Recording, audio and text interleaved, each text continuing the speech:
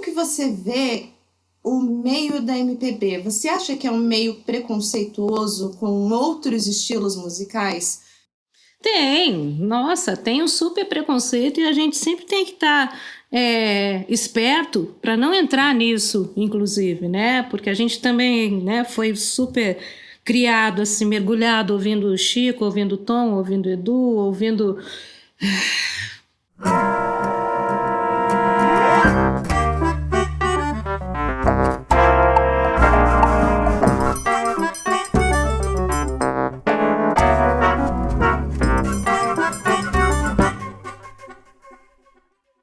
Olá, eu sou Gislaine Staub, atriz, produtora, cenógrafa, mãe do Pedro, e esse é o Pulga Atrás da Orelha, especial Mães em Cena, um programa de entrevistas onde a gente se propõe discutir temas ligados à maternidade, paternidade e produção artística cultural e todos os meandros que tem entre essas relações. Nossa conversa hoje é com a cantora e produtora cultural Suzy Franco. Suzy, muito obrigada por ter aceitado o nosso convite. E para mim, particularmente, é uma grande honra te entrevistar, porque eu sou muito sua fã. Ah, que amor! Que graça, imagina, é uma honra enorme para mim, né? Fazer parte desse projeto tão bacana, né? Com a trupe. A trupe sempre está fazendo coisa legal, né? Suzy, a gente sabe que a partir do momento que a gente sai dessa posição de ser filha e a gente se pare mãe, a partir do momento que a gente tem os nossos filhos, tem vários gatilhos que eles são acionados assim na nossa sensibilidade que já fica muito alterada pela questão hormonal, etc e tal, né? E, de certa forma, assim, existe uma pessoa antes e uma pessoa depois do parto. Para você, como que se deu assim esse parto de filha para virar mãe? Isso afetou alguma coisa assim na tua carreira artística? Bom, eu tive dois momentos de parto, eu posso dizer, né? Porque foram três partos, mas Lucas e Mi foram juntos, praticamente um ano e pouquinho de diferença. E a Fefê, eu era meninona, né? Eu engravidei da Fê, tinha 20 anos, né? Não que todo mundo que tem 20 hoje em dia seja bobo como eu era na época, mas eu era. Eu era muito, muito, muito imatura mesmo, né? Eu era uma menina ainda. E naquela fase da minha vida foi uma experiência completamente diferente do que foi aos 30 anos, quando eu tive o Lucas, e 31 quando eu tive Mi, né? Então foram momentos da minha vida muito diferentes. Mas eu posso dizer que, claro, né? Eu passei de uma menina que estava lá, né, com a liberdade do mundo, né, aos 20 anos, e cantando em bar, e trabalhando, e fazendo um monte de coisa, e fazendo faculdade, para uma menina grávida que teve que dar um stop mesmo em tudo, né? E eu me conscientizei disso na época, né? Claro, sempre tem as dificuldades, né? Por conta da imaturidade mesmo, mas eu fui uma mãe muito bacana. Com coisas, né? Com todas as imaturidades normais dessa idade, eu acho que tinha uma questão mesmo, né? Eu acho que a gente desenvolve isso independente da idade em que a gente está, na gravidez, na gestação, no parto, a gente tem essa ligação que é das estrelas, né? E é uma coisa visceral, né? Ninguém nos tira isso. E isso aconteceu logo que eu tive minha filha, né? E aconteceu também depois quando eu tive os meninos, né? Mas são mudanças bem grandes na vida da gente. E você acha assim que quando nasceu a Fê, por exemplo, né? Que foi a tua primeira filha, você já tinha um trabalho, você já cantava em bar, já estava fazendo faculdade na área de música e tal, né? Mudou alguma coisa assim do jeito que você começou a trabalhar? Ou tipo, não nem afetou tanto assim? Não, eu posso dizer que a Fê, quando eu tive a Fefê, mudou tudo, né? Fefê nasceu prematura, de 7 meses. Então, já foi ficou um mês no hospital, eu ia lá todos os dias, tirava leite, e toda aquela questão. Depois normalizou, né? Ficou super bem, graças a Deus, mas sempre teve aquele início que foi mais delicado. E nessa época em que eu tive a Fê, eu estava casada com o Orlando, casei com o Orlando, né, o pai da Fê, e ambos completamente imaturos e despreparados nas questões de relacionamento, de casal, de pai, mãe, filha, né, essas coisas todas. Essa dinâmica não rolou com o Orlando. Hoje em dia a gente é super amigo e tal, mas na época foi uma coisa bem complicada. E eu parei com tudo, eu parei tudo que eu estava fazendo, parei de cantar, parei com tudo. E comecei a retomar quando a Fernanda tinha 2 anos e pouquinho, aí sim que eu fui começar a gravar jingle e fiz vestibular, passei na FAP de novo, né? Porque eu tinha abandonado o curso de música, tinha abandonado o curso da Belas Artes também. E aí eu fiz vestibular e comecei a fazer direitinho tudo que eu tinha que fazer. Eu acho que é a coisa da maternidade também, que me deu esse rumo, assim, não, eu vou ter que seguir por algum lugar aqui, né?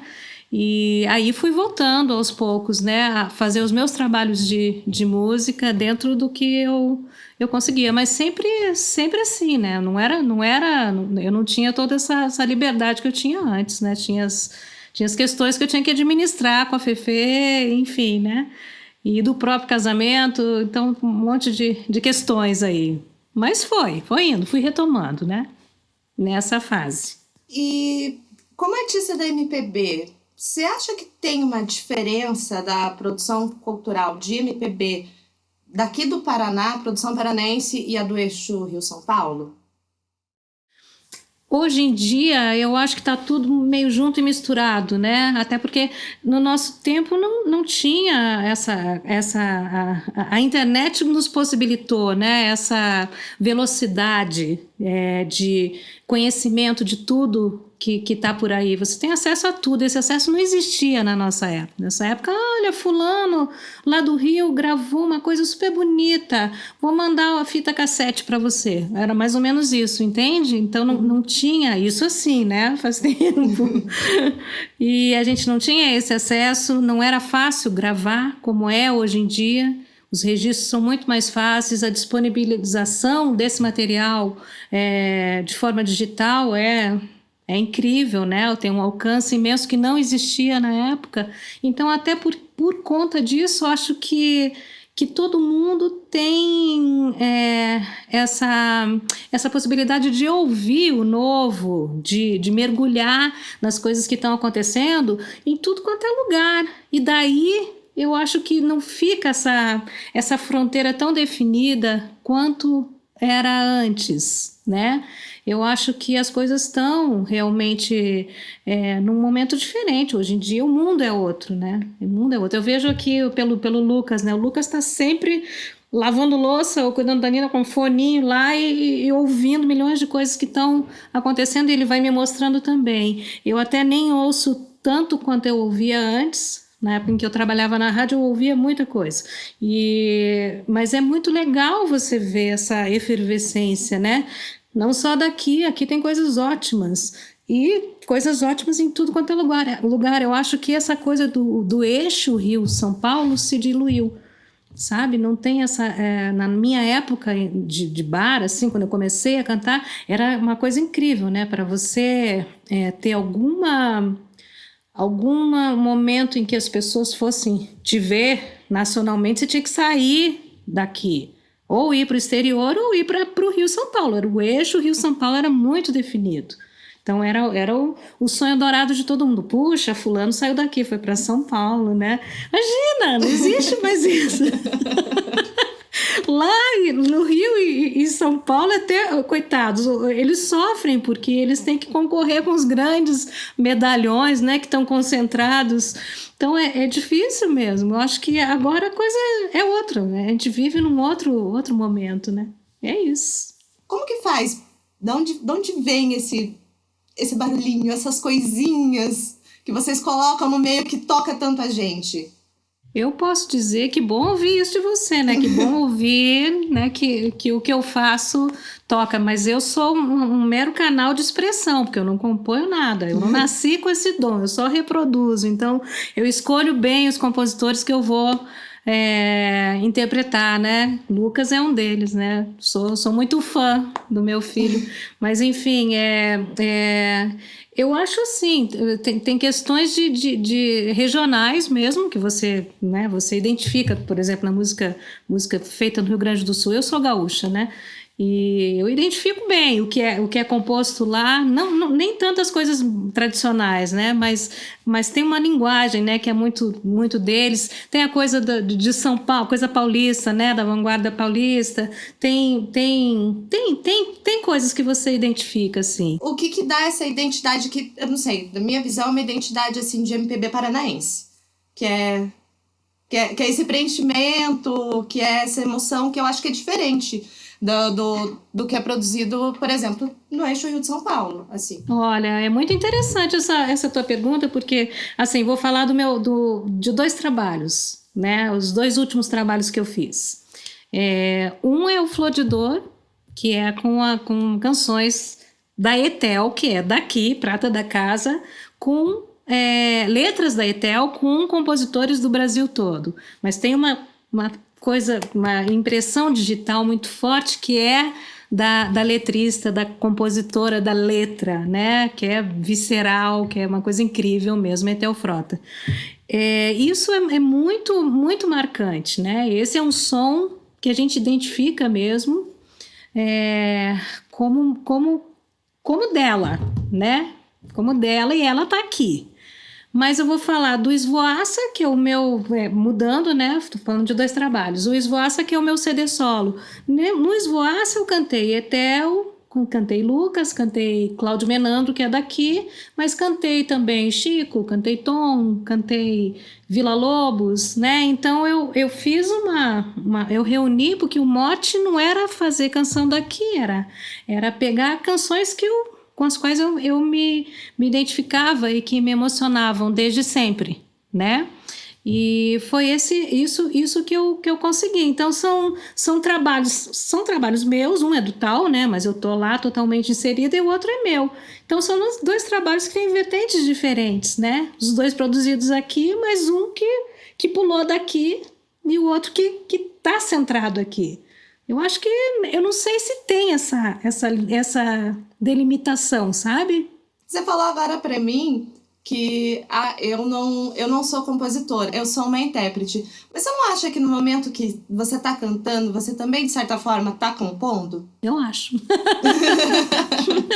Eu vou me exibir muito se eu falar isso, mas eu acho. Eu acho que, assim como eu acho que o arranjador de uma canção... Eu sou casada com um arranjador, né? Então eu sei bem o que é um trabalho de um arranjador. O arranjador recompõe, né? E ele é um parceiro da composição. E acho que nem tanto quanto o arranjador, mas o intérprete tem também uma grande parcela de impressão digital na composição, na hora que interpreta. Eu acho sim, eu acho que a gente reinventa, né? Como que você vê o meio da MPB? Você acha que é um meio preconceituoso com outros estilos musicais? Tem um super preconceito, e a gente sempre tem que estar esperto para não entrar nisso, inclusive, né? Porque a gente também, né, foi super criado, assim, mergulhado, ouvindo Chico, ouvindo Tom, ouvindo Edu, ouvindo o que a gente considera os nossos grandes mestres, né? Gil, Caetano, enfim, Milton, né? E a gente tem que ficar muito atento mesmo a não ser preconceituoso em relação a outras coisas, com outros estilos com os quais a gente não se identifica ainda, ou não teve essa empatia, né, pela nossa história. Mas acho que é um assunto bem espinhoso. Não, mas é muito, muito interessante, porque eu tenho aqui em casa uns sargentos, né, que ficam lá, olha lá, mãe, você não pode falar isso, porque olha só, você tem que ouvir isso. Isso é muito legal, né, porque a gente toma, já tomei uns puxões de orelha assim, falei, fica mais atenta às coisas que estão acontecendo, não seja tão preconceituosa, até eu conseguir achar o meu lugar, assim, eu falei, não, tá certo, eu vou ouvir, mas eu tenho direito de gostar ou não gostar, né? Com certeza, Então, eu vou com ouvir, certeza. mas eu não vou ficar desrespeitando, porque isso não é legal mesmo, né? Não vou achar que é menor do que o que eu faço, né? Porque essa diversidade é uma coisa incrível, o leque é imenso, né? E quem sou eu para dizer que o que eu faço é que é bom, né? Então é muita pretensão da minha parte, e eu acho que é muita pretensão da parte de muitos, mas é uma coisa cristalizada, assim, isso a gente traz de longa data, né? Esse ranço, né, do pessoal da MPB, assim como tem o ranço do pessoal de música erudita em relação ao pessoal da MPB, em relação a outras coisas mais ainda, né? Mas sempre tem aquele narizinho empinado, né? Ah, tá, cantor de MPB, né? Tem aquelas coisas assim. São coisas que a gente traz, né? São coisas que a gente tem que ir desmanchando ao longo da vida. Que bom que a gente tem essas oportunidades. Você falou agora da música erudita, né? Você chegou a estudar um tempo música erudita, você me contou. Como que foi essa experiência? E você, nesse meio tempo, também estava trabalhando já, cantando em bar, né? Como que foi a troca? Foi muito engraçado, né? Porque eu cantava, assim, de palco, né? Subi em palco desde os 15 anos, microfone e tal. E sempre com essa vivência da música popular brasileira, né? E cantava em coro, coral, tinha alguma coisa de repertório erudito, misturado com música popular, era um coro bacana. E quando eu entrei na FAP para fazer música, o meu primeiro vestibular, eu entrei crente que eu ia estudar música, e não era, né? Era educação artística com habilitação em música naquela época. Era dessa forma, né? Hoje já mudou o currículo, graças a Deus, né? Você pode ir direto para a música. E eu não quis, né? Eu queria cantar, eu queria estudar música, né? Eu queria mergulhar nesse universo. Aí saí, abandonei e fui fazer vestibular para Belas Artes de canto. E comecei a estudar lá. Aí a primeira aula com a minha professora, nem vou citar, mas a primeira aula com a minha professora de canto, ela perguntou: o que você faz? Eu falei: eu canto em bar, né? Eu já cantava mesmo. E canto música popular brasileira. Então, de agora em diante, você vai esquecer que você canta música popular brasileira. Isso não existe. Agora você vai virar uma página da sua vida. E de agora em diante você só vai trabalhar repertório erudito. Adivinha se eu fiquei? Claro que eu não fiquei, né? Claro que eu não fiquei, porque de cara eu não ia concordar com isso, né? Então, essa coisa foi bem complicada. Mas também eu tive outras vivências legais dentro da música erudita. Eu fiz parte de uma banda de música antiga, que trabalhava repertório medieval, renascentista, era muito legal, muito bacana, foi uma experiência super bonita de canto com instrumentos, né? E cantei no Madrigal Vocário com o Padre Penalva, então isso foi um aprendizado super, super, super. E eu gosto pra caramba de música erudita, só que não é minha praia. Né? É outro caminho que eu sigo, né? E você trabalha com o Vicente, né? Que é seu marido, é seu produtor. Você disse é seu chefe. É meu chefe. De certa forma, né? Meu chefinho. E tanto na vida quanto no trabalho vocês pensam parecido, né? Por isso trabalham bem juntos. E você, numa conversa nossa, você usou o termo de afinidade, que é essa relação que vocês têm, que é uma relação assim muito bonita, né? E no Café no Canto, você trabalha diretamente com o seu filho, né? com o Lucas. Então tem toda essa coisa assim familiar assim no teu trabalho, né? E eu sei que o Café no Canto para você é um trabalho muito muito especial assim. Daí eu queria que você falasse um pouco do o que é o Café no Canto, como ele surgiu. Ah, é um barato. Café no Canto, é, a gente, na verdade, até fazer uma correção. A gente fez 10 anos em 2020. Íamos lançar o nosso CD de 10 anos de comemoração em 2020. E não deu por conta da pandemia. Mas, enfim, tudo começou eram alunos meus do conservatório. E aí, na medida em que o curso ia evoluindo, tinha 3 anos de curso, 6 semestres, aí você se formava e tchau, né? E muitos queriam continuar e dar continuidade ao trabalho que estava sendo feito. Eu era professora de canto no Conservatório de MPB. E aí eu já tinha tido algumas experiências antes com grupos de canto mesmo, não era coro, era grupo de canto, né? Onde a gente abria uma voz ou outra, mas eu trabalhava muita coisa do uníssono, que eu adoro, e solos, né? Botava todo mundo para solar. Em algum momento tinha algum solo. Então era um grande grupo de canto. E essa eu já tinha feito alguns trabalhos assim antes. E eu quis retomar esse trabalho com os meus alunos lá do conservatório e a gente acabou montando esse Café no Canto, é o que é hoje esse grupo, né? Aí vieram alguns alunos da FAP, alguns outros alunos, outras pessoas que se interessaram, mas é basicamente de ex-aluno meu. E é um trabalho muito bacana porque eu enxergo a minha maneira de trabalhar o canto. Eu sempre pensei dessa forma. Eu acho que essa coisa de cantar no uníssono, de trabalhar a voz no uníssono, faz com que as pessoas desenvolvam essa percepção da voz do outro e tenham essa capacidade de doação, assim como de assimilação, né? De você doar e assimilar ao mesmo tempo, de você fazer uma amálgama. Isso eu acho muito bacana dentro do trabalho do café. E essa resposta que eu tenho deles me traz muito prazer.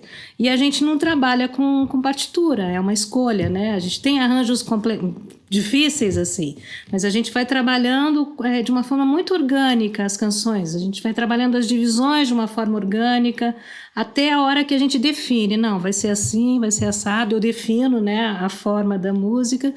E eu tenho trabalhando comigo o meu super arranjador, incrível pianista, um talento enorme, que é o Lucas Franco, meu filho. Um prazer enorme trabalhar com ele. E o Lucas é um arranjador danado, assim, ele escreve para tudo, né? Mas ele embarca nessa minha forma de trabalhar com muito respeito, né? E ele faz coisas lindas com café. Coisas lindas, assim, de tirar a respiração, né? Tem vezes que a gente começou a trabalhar uma canção para um show, né? Muitas vezes isso aconteceu. E que eu parei para ouvir o piano dele, que ele começa a criar, né? Na hora, e depois ele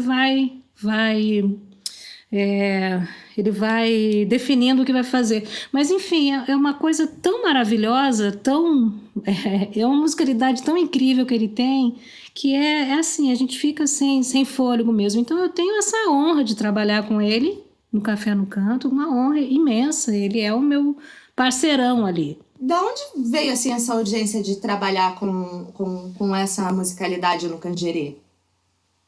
Então, a escolha de fazer esse repertório... Isso. Olha, eu sempre... Quando eu trabalhava na rádio educativa como programadora musical, eu sempre fazia uns blocos temáticos, né? Eu escolhia, não, vou fazer esse bloco aqui, vai ser de música indígena. Aí que fala de índio, aí fazia as junções lá e assim vai, vários motes, né? E sempre tinha uns blocos de música afro-brasileira, porque eu acho riquíssimo. né? O trabalho é riquíssimo, é uma profusão de repertório, é uma coisa que não termina mais, porque sempre eles estão criando, né? A música brasileira é uma coisa incrível, né? A riqueza tanto de letra quanto de tudo, de rítmica, melodia, melódica, harmônica, enfim, né? E esse mote, né? Essa coisa da música africana, música brasileira, música afro-brasileira, é uma coisa esplendorosa e sempre me chamou muita atenção. E aí eu sugeri, né? Eu falei, gente, que tal a gente fazer isso? Faz tempo, né? Porque a gente tá finalizando esse CD agora, mas esse show aconteceu há uns 5 anos já, né? O Cangerê Brasil. A gente só tá registrando em CD. Mas esse show aconteceu faz tempo. Eu falei, que tal a gente fazer, então, com o Trabalho com Café, com essa temática da música africana na música brasileira, né? O ritmo de influência africana na música brasileira. E foi isso, a gente começou a fazer as pesquisas e eu fui pegando um pouco de coisas, muito das coisas desconhecidas também, e algumas coisas que a gente conhecia, e montamos esse repertório. E é uma coisa muito tocante, muito emocionante, por tudo, né? E além de mãe, cantora, produtora, multitarefa maravilhosa, você também é vó, né? E tem gente que fala que vó é mãe com açúcar, tem gente que fala que vó é mais braba do que mãe. Ser vó, para você, na tua produção artística, alterou alguma coisa? Não alterou? E como que é a tua relação com esses netos? Como que é? Como que é ser vó? Ai, meu Deus, é uma delícia ser vó. Eu sou super abençoada. Primeiro porque eu tenho 3, né? E 3 netos lindos. Tenho uma sorte danada da Nina tá aqui, de eu poder ver todos os dias, por enquanto, né? De eu poder ver todos os dias e acompanhar toda a evolução, né? E os da Fefe eu acompanhei no começo, mas a Fefe mora na Inglaterra hoje, então a Mali e o Luke estão lá, mas a gente se fala, sim, sempre por vídeo e a gente está toda hora tentando ficar ligado mesmo distantes, né? Mas é uma loucura. Eu tenho uma fissura pelo meu papel de vó, assim, eu fico enlouquecida. Eu queria mesmo ter todos aqui pertinho de mim, né? Tenho a Nininha aqui, mas queria ter Mário, Luke, todo mundo aqui debaixo das asas. Debaixo das minhas asas, né? Você se considera, então, uma mãe e uma avó coruja? Sou super. Sou super, completamente. É horrível isso, né? Por quê? Por que você acha horrível? Não, é que eu sou mesmo, eu sou super coruja, né? Mas eu tenho, assim, uma certa noção de até onde eu posso ir, sabe? Então eu fico assim, opa, deixa eu dar espaço, senão não vai dar, né? Mas eu sou super coruja, assim, eu adoro meus filhos, adoro meus netos, adoro minha norinha, meu genro, eu gosto de todo mundo, né? Tem todo mundo aqui. O que é para você ser mãe, artista brasileira trabalhando no Brasil? Caramba! É muito difícil ser artista aqui nesse país. E ser artista nesse país com este atual governo é 1000 vezes pior.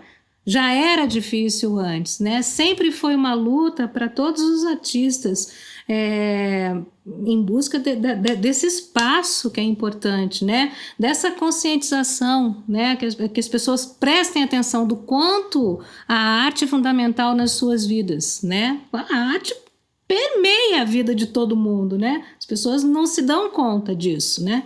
Elas acham que ligar um som ali no rádio faz assim, acabou. E aí quem gravou, quem compôs, quem viabilizou tudo isso não interessa, né?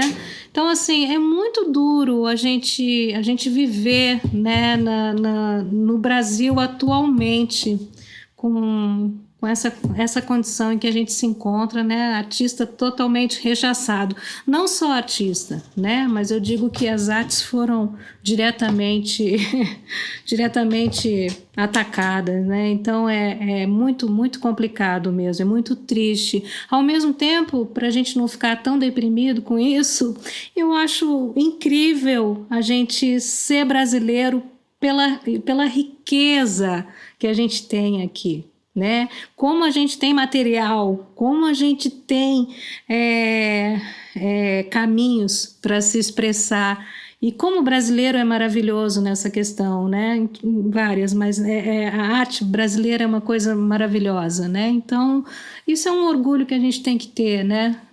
Da gente ter nascido aqui, ter condições de beber dessa fonte e, enfim, né? Vamos nessa, vamos nessa, né? Não é fácil, mas é o que eu sei fazer, ponto, né?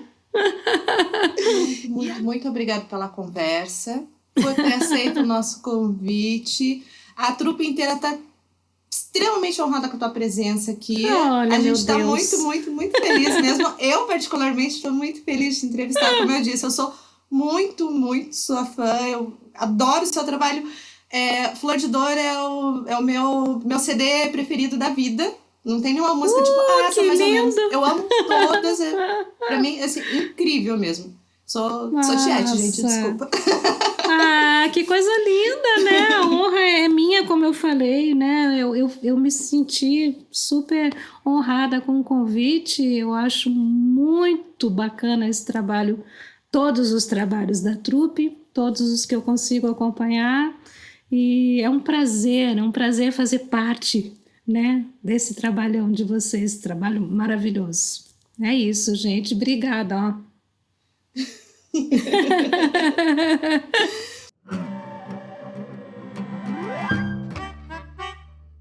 A Suzy agora está finalizando o álbum Cangerê, do Café no Canto, e você pode acompanhá-la nas redes dela que estão na descrição do vídeo. E você, acha que existe preconceito entre estilos musicais? Também já trabalhou em família? Comenta aqui pra gente e não esquece de deixar seu like, compartilhar esse projeto e seguir a Trupe das Pulgas nas redes.